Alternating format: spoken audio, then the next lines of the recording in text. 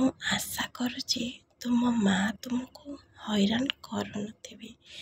I hope your mom does not tease you. Your mom does not tease you. ସତରେ ମୁଁ ଏହା ଶୁଣି ବହୁତ ଖୁସି।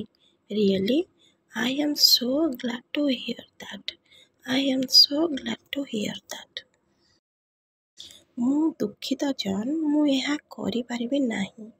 I am sorry John, I cannot do this. I cannot do this. Jaya, ସେ ମୋ ବାପା। Jaya, he is my father. ଦୟାକରି ଥରେ ଏଠାକୁ ଆସ। Please, come here once.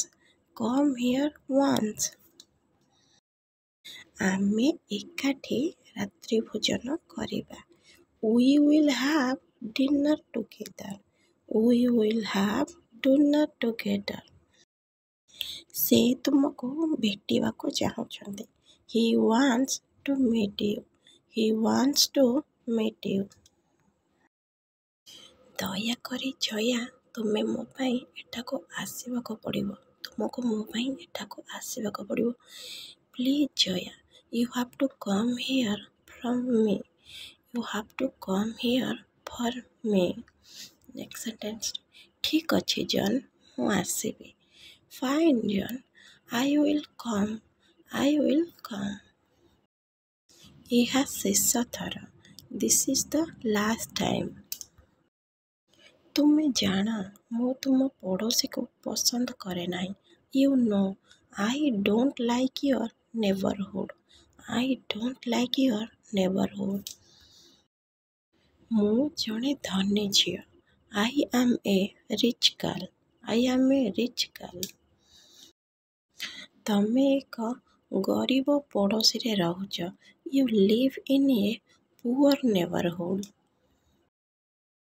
ବହୁତ ବହୁତ ଧନ୍ୟବାଦ ଜୟା, ମୁଁ ତୁମକୁ ପ୍ରତିଶ୍ରୁତି ଦେଉଛି। Thank you so much Jaya. I promise you. ମୁଁ ଆଉ ତୁମକୁ ବାଧ୍ୟ କରିବି ନାହିଁ। I will not force you again. ବିବାହ ପରେ ମୁଁ ତୁମ ସହିତ ରହିବି।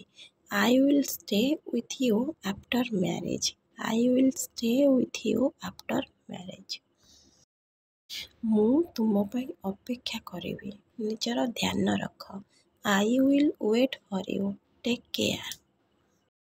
ଠିକ୍ ଅଛି ଜନ୍, ମୋତେ ଏବେ ପ୍ରସ୍ତୁତ ହେବାକୁ ପଡ଼ିବ ବା ରେଡ଼ି ହେବାକୁ ପଡ଼ିବ। Okay John, I have to get ready. I have to get ready. ମୁଁ ତୁମକୁ ଶୀଘ୍ର ଦେଖା କରିବି। I will see you soon. ମୂର୍ଖ ଜନ୍, ମୋର ସ୍ଥିତି ଜାଣେ। Stupid. Stupid John knows my status.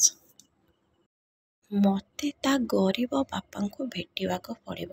I have to meet his poor dad. I have to meet his poor dad. ତୁମେ ମୋ କଥା ଶୁଣିବ ଜନ୍। You will listen to me John. ମୁଁ ତୁମକୁ ସେ ଘରେ ରହିବାକୁ ଦେବି ନାହିଁ। I will not let you live in that house. I will not let you live in that house.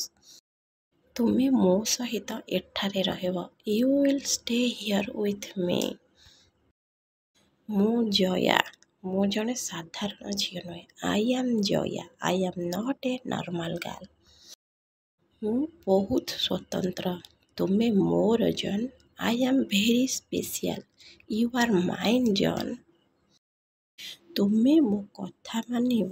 ତୁମେ ମୋ ପାଦ ମାଲିସ କରିବ। You will obey me. You will massage my feet. You will obey me. You will massage my feet. ମୁଁ ଜୟାଙ୍କ ସହ କଥା ହୋଇଛି। I have spoken to Jaya. ସେ ଆଜି ସନ୍ଧ୍ୟାରେ ଏଠାକୁ ଆସିବେ। She will come here this evening. She will come here this evening.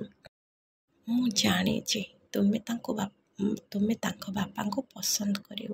I know you. You will like her dad.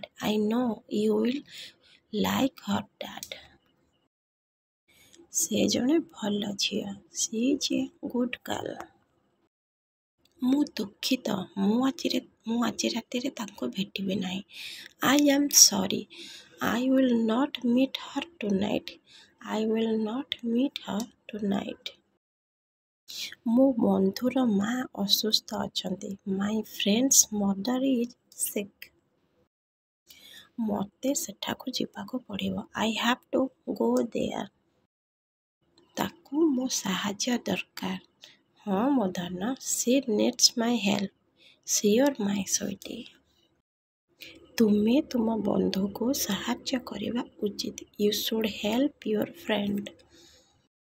ହେ ଭଗବାନ, ମୋତେ ଆଜି ରାତିରେ ରାତ୍ରି ଭୋଜନ କରିବାକୁ ପଡ଼ିବ। Oh God, I have to make dinner tonight. I have to make dinner tonight.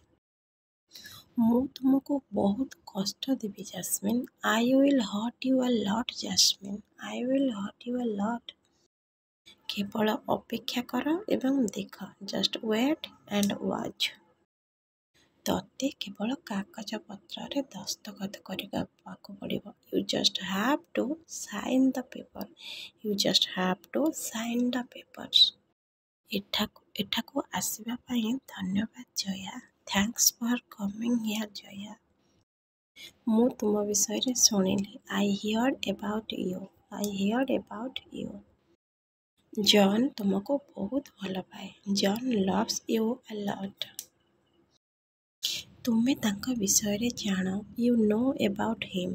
You know about him. ତାଙ୍କର କୌଣସି ଚାକିରି ନାହିଁ। He does not have a job. He does not have a job.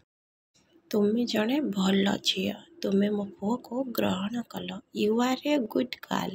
You accepted my son. ମୁଁ ମଧ୍ୟ ତାକୁ ଭଲ ପାଏ। I also love him. I also love him. ବିବାହ ପରେ ସେ ମୋ ସହିତ ରହିବେ। He will stay with me after marriage.